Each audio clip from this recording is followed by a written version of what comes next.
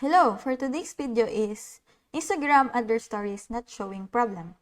It's pretty quick and simple, so let's go to Instagram app right now. And you can see at the top, it has all the stories I have. But if it's not showing up, the main reason for that is that your date and time on your device is not set properly or is on different day. So basically, if it's not on automatic, your phone or date and time, or it's a couple days of advance because of some reason or whatever, then it's not going to work.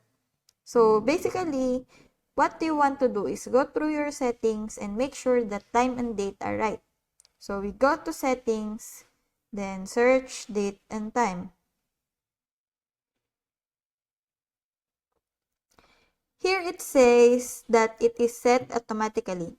But if yours is off, just set it to a different time or a different day. Make sure to either set it to a proper day and time and put set automatically here. It should reset your Instagram, and all you have to do is go out of Instagram by closing it and out, then reopening the app, and it should be working perfectly now. Then if it's not, then let's go out of Instagram and we're going to reset the app. We can go ahead and offload the app. I'm going to settings again, and from settings, I'm going to app. Then manage app. Then I'm gonna search Instagram.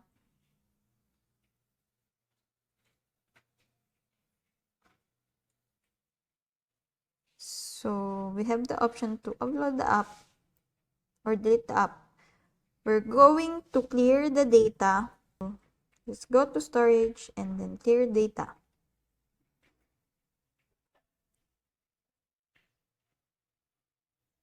The reason we offload the app is because it's basically just resets the app and take out any glitches. You can also uninstall and reinstall the app. It will take 2 minutes once the whole process is done. But then you can go back out of here and log back to your Instagram and it will be working perfectly.